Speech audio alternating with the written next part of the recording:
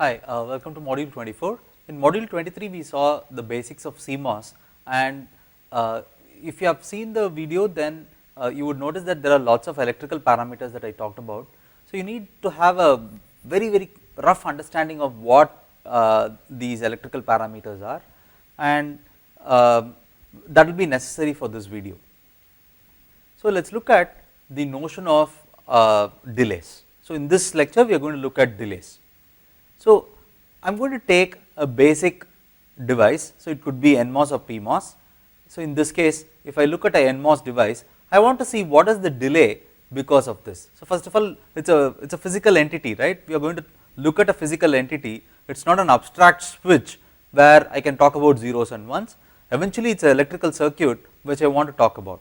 So there are two devices here, there is a NMOS, there is a PMOS device and a NMOS device. So there is a NMOS device here and there is a PMOS device here. I want to talk about how to equivalently transform them into electrical circuits, and this will be useful for delay calculation. What we are going to do is, we are going to assume that there is this NMOS device here, and I already mentioned in the previous video that there is a gate to various kinds of capacitances. There is gate to drain, gate to source, so different kinds of capacitances were there, right, and gate to substrate. Let us say I add all of them and I put them as one capacitance here. Right. So let us not worry about these quantities here. So G is gate, D and S are drain and source, and what I have is, if I have an inverter, then I am going to have a NMOS device, right. So I am taking one particular NMOS device. So in this NMOS device, I know that there are several capacitances from gate with respect to D, with respect to S and with respect to substrate. So since all these are capacitances in parallel, I could add all of them up and I will have that as one single capacitance here. Similarly, between the drain and substrate, I have some capacitance, right. I will have that as a capacitance here. Similarly, I have some capacitance between source and substrate and whatnot, I will have them here, right. So what we have is, we have three different capacitors, and I am also going to assume that this is an electrical circuit, right. So it has equivalent resistance, I am going to assume that there is a resistance. So what I am going to do is, I am going to take a transistor and I am going to treat it as though it is an ideal switch like here, plus some capacitances and resistances. So once I put an ideal switch here with this extra paraphernalia, all the capacitances and resistances, then I can forget that there is a switch there. So I will assume that the ideal switch has 0 delay. I will analyze the delay only in terms of all these capacitances and resistances outside. So otherwise we need to deal with the actual device every time. So instead I will assume that there is an ideal switch which has 0 delay, but all the delay in the transistor is actually exposed to us as though they are because of resistances and capacitances. So if I have a unit NMOS device, what that means is, if I have a NMOS device of width 1 unit in whatever technology you make, then let us assume that it has equivalent resistances, resistance R and some capacitance C. So after all, these are physical material, right. So physical material, if you put a metal or different kinds of material, you will have some resistance and capacitance because of that. So we will assume that unit NMOS has a resistance R and a capacitance C. Typically in most in older technologies, it used to be that unit PMOS device, if I take a PMOS device which has the same width as the NMOS device, its resistance is usually double. So there is a physical reason why it is so, but let us assume, let us take this for a fact now. A unit PMOS device usually has double the resistance, but has the same capacitance as though as it is for a NMOS device. So PMOS device has almost twice the resistance of a equivalent NMOS device if they are of the same size. So let us see how a NMOS device would look like. We took various gate capacitances, lumped them here, and we took various capacitances and put them here, and there is a resistance here. So resistance is usually inversely proportional to the width and capacitance is proportional to the width. again these are to the first order, it is correct. So, resistance is inversely proportional to the width. So, if I have a PMOS device of width k, then the unit resistance gets divided by k, but the capacitances all go up by a factor of k. So, if k equal to 1, then I have R here, C here, C here and C here, but if k is greater than 1, then the resistance goes down by that fraction and all the capacitances go up by that fraction. So, that is true for the PMOS device also. So, whenever, so if I have k equals 1, I have again equivalent gate capacitance which I have lumped at the gate terminal, I have some capacitance which I have lumped at the source terminal and some capacitance that I have lumped at the drain terminal. And in this case the capacitances are actually between VDD and the source terminal and VDD and the ground terminal and VDD and the gate terminal, unlike here where it is capacitance between the ground and the 3 terminals. And now if I put k equal to 1, I have 3 capacitors for the 3 terminals and one resistance, one resistor which has an equivalent resistance of 2R. So, for a technology for equivalent NMOS you will have twice the resistance, right.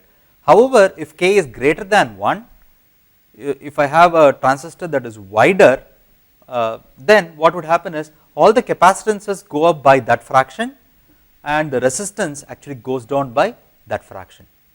And this is the basic setup behind a PMOS and a NMOS device. So, now if I give you a PMOS, if I give you a CMOS circuit, I can take the NMOS devices, put this network there, take the PMOS devices, put this network there and treat it as though it is an electrical circuit instead of a semiconductor circuit. And in electrical circuits we go and look at what is called the RC constant or the RC delay. The product of resistance and capacitance gives you the notion of a delay, because higher the resistance, larger the delay, larger the capacitance, larger the delay. So, R and C as a product gives you the overall delay. Let us take a basic inverter. So, the basic inverter is here. So, let us say I take this inverter and I have connected it to another inverter. So, Y is A bar and let us say Z is Y bar. So, Z is actually A. I have, so this is just to show you electrical parameters. So, this is not how to design a buffer, I am just showing you how to calculate various electrical parameters and so on. So, I have this PMOS device here. Instead of a PMOS device, I will put the equivalent circuit here. So, I have so what I have is I have a transistor of width 2 here for this PMOS and a transistor of width 2 here for this PMOS. So, this capacitance is 2C, this resistor is 2R by 2 which is R and this capacitance is 2C also. This is a NMOS device. So, NMOS device of width 1 will have 2 capacitances of C and C respectively and one resistance R. And if I go and look at it from this gates perspective, this inverter is driving 2 gates, right. So, it is driving the gate terminals, it is driving the gate terminals of this device and this device. And at the gate terminal of this inverter, so this inverter has 2 devices, one PMOS and one NMOS. So, this branch is seeing a capacitance of 2C and this branch is seeing a capacitance of C. So, the equivalent circuit as seen from this inverter's perspective is this setup. At this point we can assume that these resistances, so these 2 switches are ideal switches, right. Now, if I put A equals 1, then this switch, right, will act as a conducting switch and this switch is open or non-conducting. And if you go and look at the resistance, then this is a pull down network. If I put A equals 1, this Y will get pulled down, right. So, what you have is the equivalent electrical circuit for the pull down network. So, this capacitance and this resistance gets detached, you are not in charge for that. However, you have this capacitance, this 2C and C. So, what you have is you have this resistance and you have equivalent of 2C plus C plus 2C plus C or 6 equivalent capacitances. So, we have to discharge 6 equivalent capacitances through a resistor R, which means the delay of the circuit is 6 times RC. So, let me just quickly run you through what I did. I took 2 inverters.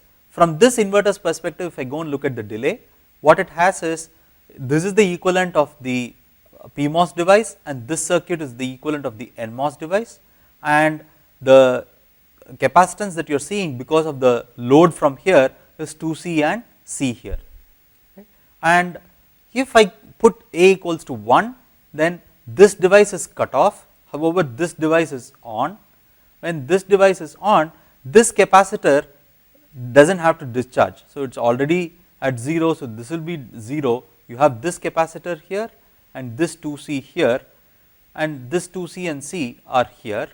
So, if you add all of that up, that is 6C. So, delay is 6 times RC for this inverter to pull down the output from 1 to 0. Similarly, if this transistor is closed and if this transistor is open, then you will have a 2C here, a 2C here, and you will have these 2 capacitances and this capacitance here. Right. So, equivalently you can go and derive the delay for it, and you will see that the delay is proportional to R and C. So, there is some constant involved here, it is proportional to R and C. So, this is the notion of a delay. So, if I have this delay equals 6 RC is what is called the high to low delay. If the output goes from 1 to 0, to do that I need delay of 6 units or 6 RC. Right. So, let us look at different parameters now related to timing. The first parameter we are going to call it rise time. Rise time is, if I give you a voltage waveform, then the time required for a signal to transition from 10% of its maximum value to 90% of its maximum value is called the rise time, and fall time is the time required from 90% of its maximum value to the 10% of its maximum value. So, generally the maximum voltage that we want to operate the device is at VDD. So, we are talking about 10% of VDD to 90% of VDD is the rise time, and fall time is 90% of the VDD to 10% of the VDD. And propagation delay is usually you measure from when the input crossed 50% of the input voltage to the time at which the output crosses the 50% value. So, let us see various parameters as we go along. So, let us look at this picture here. We have this blue waveform here and this 0.5 times Vmax is here. So, if I measure the amount of time taken to go from 0 to VDD, right. So, that is usually the rising edge, right. This is the rising edge. Instead of measuring from 0 to VDD, we usually measure from 10% of VDD to 90% of VDD. That is usually called the rise time. And similarly, from 90% of VDD to 10% of VDD, we will call that the fall time. So, this signal is usually an ideal signal. However, you may have a waveform which is somewhat like this. So, this is what you may see in a real circuit. It may not even be a nice trapezoidal structure like this. You may see things which are slightly different. And the notion of TPLH or the propagation delay from low to high is, if I give this as the input waveform, right, the what is the time taken for the output to go from low to high, that is called TPLH, and TPHL is from 50% of the input to 50% of the output, whatever time it takes, that is called TPHL. So, this is just a circuit to illustrate various examples, and so with these waveforms you can understand what rise time and fall times are and what TPLH and TPHL are. So, basically LH is low to high, HL is high to low, TR is rise time and TF is fall time. So, various ways in which you can measure the delay itself is possible, and when we have various gates, gates have different values for TPLH, TPHL, TR and TF. We need to be able to combine them and say that this is the delay of the circuit. So, eventually if I want to sell you a chip saying that, oh, this is my processor and it will run at 2 gigahertz, I want to tell you that this will be operating at 2 gigahertz, right. So which means every 0.5 nanoseconds you should be able to do an operation. You are not quite worried about whether it is rising from high to from low to high or going from high to low and so on. If I give you too many parameters, it is very confusing, but this is the underlying setup. The underlying setup is we have all these parameters. So let us look at how to analyze the combinational circuits for their delays. So for every gate I can associate something called TPLH and TPHL. So there is a certain time it will take to go from low to high, and there is a certain time that it will take to go from high to low. Typically TPLH is usually higher than TPHL. This is because of the asymmetry between NMOS devices, which will bring down the value from high to low, being better conductors than PMOS devices which can pull up. So pulling up takes more time usually than pulling down for circuits that are for transistors that are sized similarly. So let us assume that you have a circuit like this. So I give you a circuit V in and there is V out, and what I have done is I have taken V in, I have given it to an XOR gate, and I have given 3 inverters here and so on. If I do something called basic functional analysis is I want to derive V out in terms of V in as an equation, then V1 will be V in bar, V2 will be V in itself, V3 will be V in bar. So V out will be V in XOR V in bar. So anything XORed with its complement is 1, so V out will be 1. If I take this circuit and if I logically analyze it, V out should be the same as V in itself. However, all these inverters and this XOR gate have delays in them. They take a certain time, once an input appears, they take a certain time for the output to switch, and I want to characterize that. So let us see the delay of this circuit. So the circuit is given here and the delays are given here. So let us start with the waveforms. I will start with time t equal to 0, and let us say that there is a 0 to 1 transition at the input. So I know the high to low and low to high transition delays for each of these gates. I want to see what is the transition delay for the whole circuit. So if I give 0 to 1 transition at V in is directly connected to V1 and this XOR gate, right.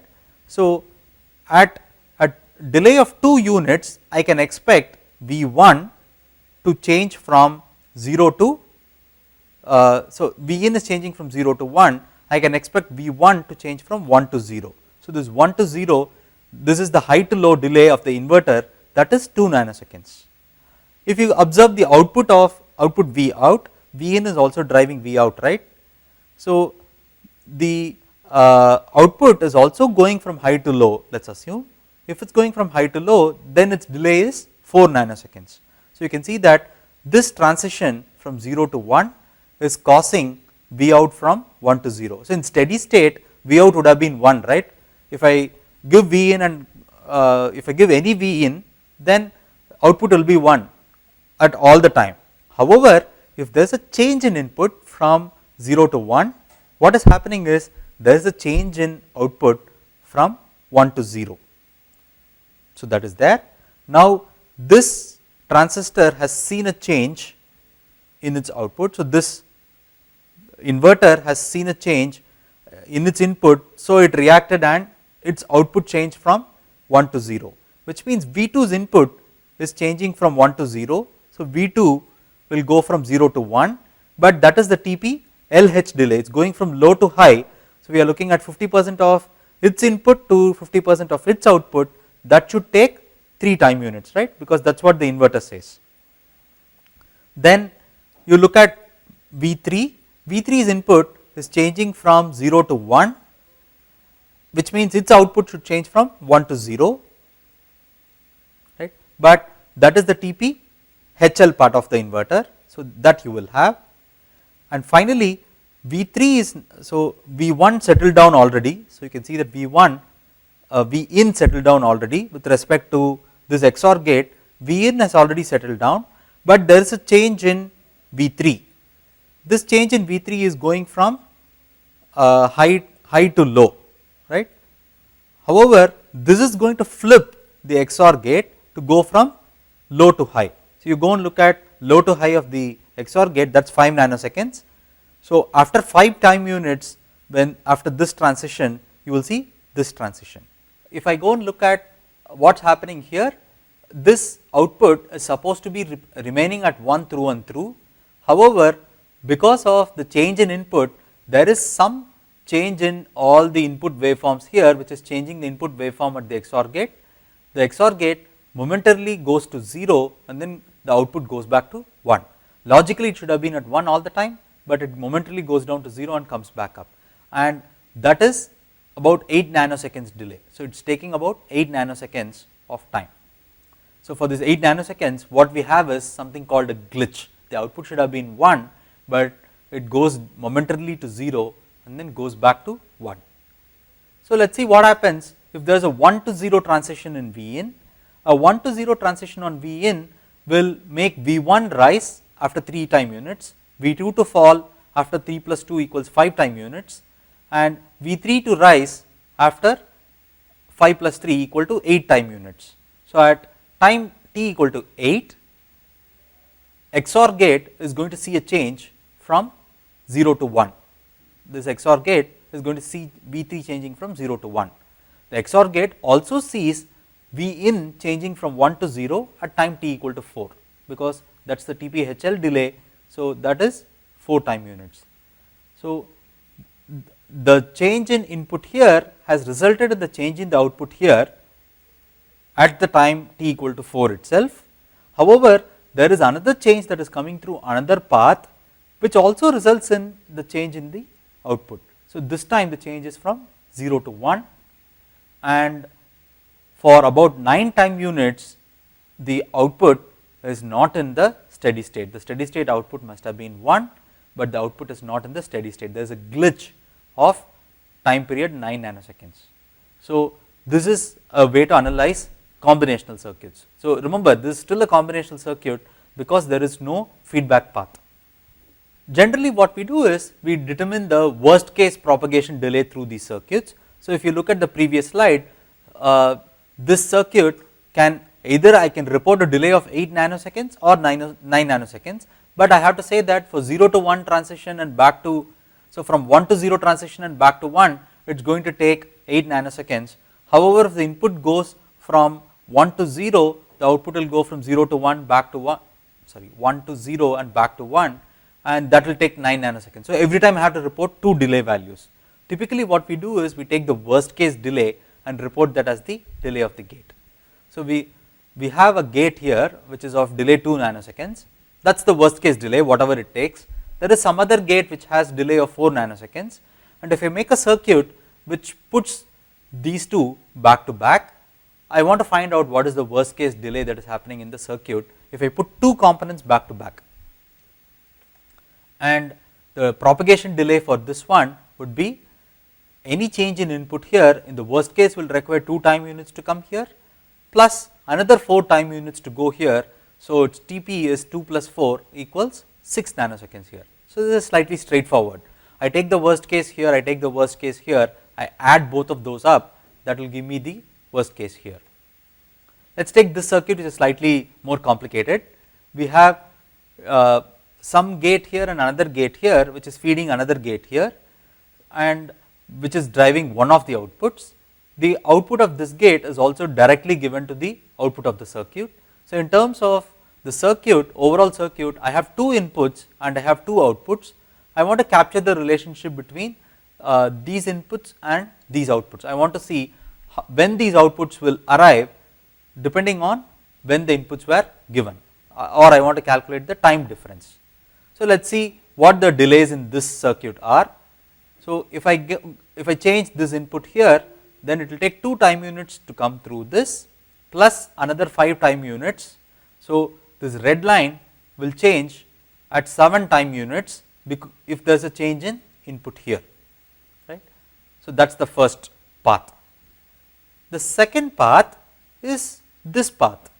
in this path, if there is a change in input here, then after 3 plus 5 equals 8 time units, the red line will change. So, the red output, this top output, the one here can change either at 7 time units or at 8 time units, depending on which input changed.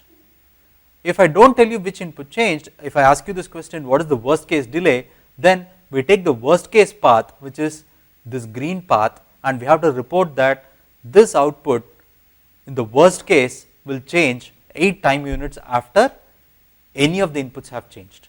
In fact, it is only this input change which results in 8 time unit delay. This input is actually slightly faster. However, in the worst case I have to report 8 time units.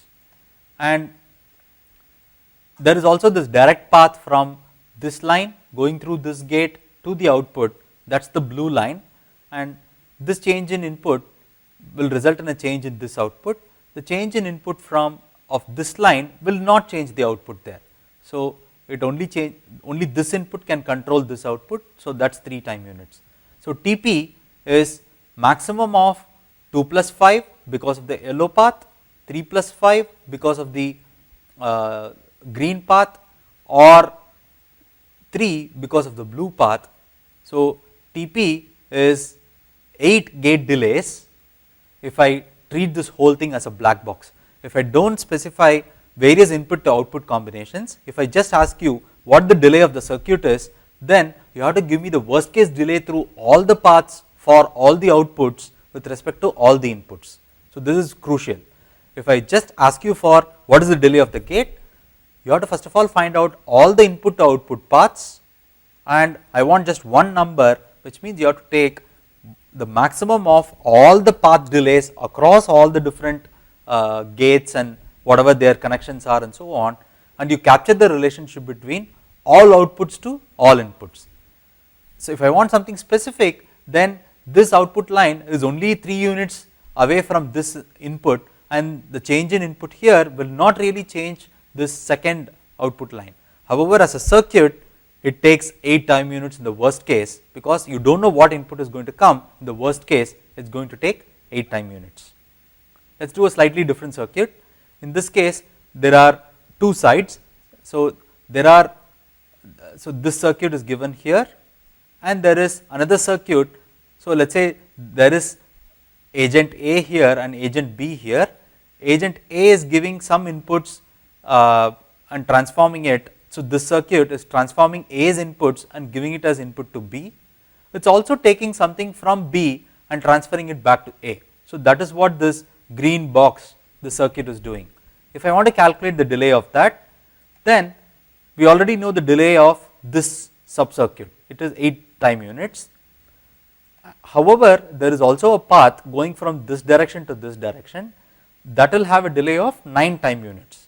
So, as a circuit, this green box will take maximum of all of those. So, it is maximum of 2 plus 5, 3 plus 5, 3 and 6 plus 3, or 9 gate delays or 9 time units. So, in the worst case, if I ask you what is the delay through this, you have to report that it is 9, because without telling you the inputs and output requirements that I have, if I ask you for the delay of the circuit, it is actually 9 time units. Right? In the worst case, you have to do it for you have to wait for 9 time units. So, this notion of waiting for 9 time units and so on is necessary. This understanding that it will take so much time is necessary. We will look at the notion of timing analysis in a later video, but as of now these are combinational circuits. So, if the gates have basic delays, you can calculate the delays of combinational circuits. In reality, gate delays are not so simple. The time delay of a gate is affected by various parameters. So, typically the propagation delay is the intrinsic delay plus some factor due to the load. So, there is every gate has some intrinsic delay, plus depending on what you are connecting to it, it may take some output. So, I can give you a small analogy here. Let us say I am teaching a live classroom, and so there are 2 parts of this preparation for the class. So, I need some amount of time to prepare for the class itself, right, and let us say I give you an assignment, and if there are 10 students, I need to grade 10 homework papers. If there are 100 students, then I have to grade 100 homework papers. The amount of time that I take to prepare for the class is the intrinsic delay, right. Whether I am teaching 10 students or 100 students or 1000 students, I still need to prepare for the class, that is intrinsic delay. And then there is load dependent delay. Depending on the number of students that is there in the class, the amount of time that I will take to in preparation for this course will vary. So Tp equivalently in an electrical circuit, the propagation delay of a gate is there is some intrinsic delay plus something due to the load. Even if the circuit is not loaded, even if it is not connected to anything, there is always some intrinsic delay or some basic delay that the gate will have. So a change in input will take some finite amount of time to change the output. So let us take this slightly complicated example. What we have is, we have various gates here. We have one inverter here, which is gate number 1. We have 2 OR gates which have 3 inputs, 2 OR gates which have 2 inputs, 1 AND gate with 2 inputs, 1 AND gate with 3 inputs. So all the gate types are listed here. Let us assume that the input capacitance for each one of these gates are given here. So it is 10 femtofarads, 15 femtofarads and so on, and I also know for each gate there is some intrinsic delay plus some factor into the load that the gate drives. So for NOT gate, let us assume that the intrinsic delay is 0.05 and the load dependent delay is 0.017 into CL. So this is the overall propagation delay of the NOT gate. Similarly for the 2 input AND gate, there is an intrinsic delay of 0.15 plus output dependent delay of 0.037 times CL and so on. And let us also assume that X is connected to a load which is equivalent of 4 inverters, Z is connected to a load which is equivalent of 4 inverters. Let us assume that this is the basic setup. So each gate has an intrinsic delay and each gate also offers some input capacitance to its driver. So this gate number 2 will offer some capacitance to inputs A and B. The gate number 6 will offer some capacitance to input capacitance to this gate number 2 and gate number 1 and so on. So let us look at the delay through each of these gates. So let us look at T1 first. Once you understand how T1 is worked out, the other things are all straightforward. Let us look at how T1 is worked out. The delay through T1, if I look at gate 1, any change in input C will change in the output here, right. So you look at the output of gate 1, it is connected to gate 6, gate 3 and gate 5, correct. So there are 3 places where the gate is connected and okay. So now let us look at the overall delay. So if I look at delay through the inverter, it is 0.05, that is the intrinsic delay, plus 0.017 into CL or whatever the load capacitance is. What is the load for the inverter? There is a load coming because of this input here. So in fact there are 2 places to which it is connected. So this C bar is connected to 2 inputs of the OR gate, and this is a 3 input OR gate. Let us look at the 3 input OR gate. The 3 input OR gate offers a load of 20 femtofarads to its drivers. So you have 2 into 20 here because of that, and if you go and look at where else it is going to gate number 6 and it is going to gate number 5. So gate number 6 will offer a input load capacitance of 15 femtofarads because OR gate 2 offers 15 femtofarads as input capacitance. Similarly, this OR gate 5, numbered 5, is also a 2 input OR gate that also gives another 15. So 0.05 plus 0.017 into 2 times 15 plus 2 times 20 is 1.24 nanoseconds. So that is the delay of the inverter T1. Let us look at T5 for instance. So if I want to calculate the delay of T5, then T5 is driving only one gate, which is an AND gate. So, let us look at T5, it is a 2 input OR gate. So, 2 input OR gates delay is 0.2 plus 0.019 times its load capacitance. What is the load capacitance? Load capacitance is coming because of 7, and this is a 3 input AND gate. 3 input AND gate offers a capacitance of 20 to its driver. So, you put a 20 here. So, 0.2 plus 0.019 times 20 is 0.58 nanoseconds. So, let us see how T6 and T7 are calculated. So, T6, if you go and look at T6, T6 is a 2 input OR gate. So, 2 input OR gate and it is driving. So, as the assumption says here, it is driving 4 inverters here. Right. So, T6 has 0.2 plus it is going to drive 4 inverters here. So, that is 0.019 times 4 into 10. So, that is 0.96 nanoseconds. Similarly, this AND gate here T7. So, if you go and look at 3 input AND gate, so that has 20. So, it is offering 0.2 plus 0.038 into CL. So, that is 0.2 plus 0.038 into 4 times 10, because that is, we are assuming that there are 4 NOT gates that are connected, and 4 NOT gates give 10 femtofarads as their input capacitance. So, that is 4 into 10, the delay is 1.72. So, again if I break it down, what we did is, every time I wanted to calculate the delay through the gate, I first of all looked at what the gate is and looked up the formula, and once I know the formula, I need the load capacitance though. For the load capacitance, I go and look at where all it is driving. I will pick up those gates and look at their input capacitances. I will add all of that up appropriately, and that is what I did here. This is the delay through each of the circuit components. If I want the delay through the circuit itself, then there are several paths. There is a path from A to X, there are paths from B to X, then there is path from C to Z, D to Z, then there is a path from A to Z, B to Z, and so on. There are several paths that are there. For each of these paths, so if I look at T of A to X, it is going through an AND gate and an OR gate. I look at the delay of the AND gate, it is 0.705, delay of the gate number 6 is 0.96. So, I will add 0.96 and 0.705, that gives me 1.665.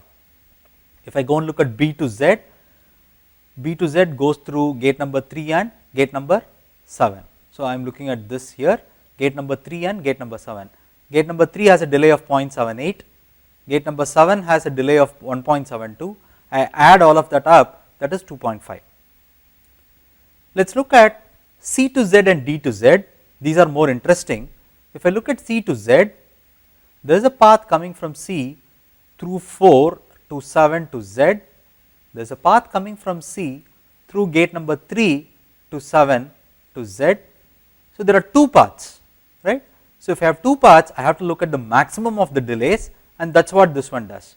So, if I look at T of C to Z, there is one path going through 4, so it is T4 or T1 plus T maximum of T3 comma T5, right. The reason is it is going through 2 different paths, and finally it is converging at T7. So, what we have is, so let us do this slightly more carefully. If I look at all changes in C will take T7 anyway. So, T7 is added outside, and there are multiple paths to go from C to Z. So, I want the maximum of all those paths, right, all these paths, and to find out maximum of all these paths, I go and look at each one of these paths. C to Z goes through 4, so there is T4 there, then C to Z also goes through T3 comma T5.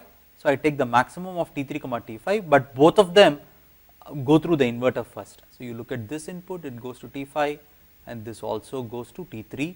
So, maximum of T3 comma T5 plus T1 is the delay due to the path going through the inverter. T4 is the path that is going without the inverter, all of them go through T7. So, if you that is the expression eventually we get, and if you do the arithmetic it will be 3.74. If you look at T of D to Z, so D has one path going from 4 to 7 and then one path going from 5 to 7, right. So both of them have 7, so you have T7 plus maximum of the delay through T4 or T5. So T4 and T5 I pick up the delays from here 0.78 and 0.58, the maximum of that is 0.78, added to delay of 7 which is 1.72, the summation of that is 2.5. Now if I go and look at all these delays, T of C to Z is 3.74, which is the largest of the delays. So in the worst case, if I do not know anything about when the inputs are coming and so on, it is possible that C comes the last, and because of which Z will change at 3.74 units away from that. So this path where it takes the largest delay is called the critical path. So critical path is C to Z, it is the critical of all of these delays, right. So that takes 3.74 time units. So this is how you analyze the delays of combinational circuits. So what we will do in the next lecture is we will look at some basics of sequential delays. So circuit elements which are sequential elements, we will see how their delays are coming through.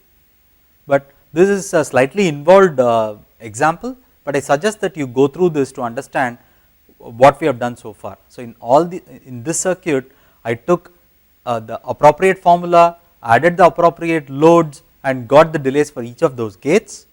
Then I looked at all the paths going from inputs to outputs and I added up all the delays carefully. So I got several path delays, and from the several path delays I picked the path with the largest delay, I called that the critical path. I say that the delay of this whole circuit is now 3.74 nanoseconds. So all these other internal details are now hidden away from you. I will, if I have to sell this circuit to you, I have to say that in the worst case it is going to take 3.74 nanoseconds of delay, and for some input cases it could be faster, but in general I have to tell you that it is going to take 3.74 nanoseconds delay, and that is how I can sell the circuit. I cannot say that the circuit is faster than that. Okay. So I will stop this video at this point and we will resume with sequential elements in the next video. So thank you so much, and I will see you in a little while.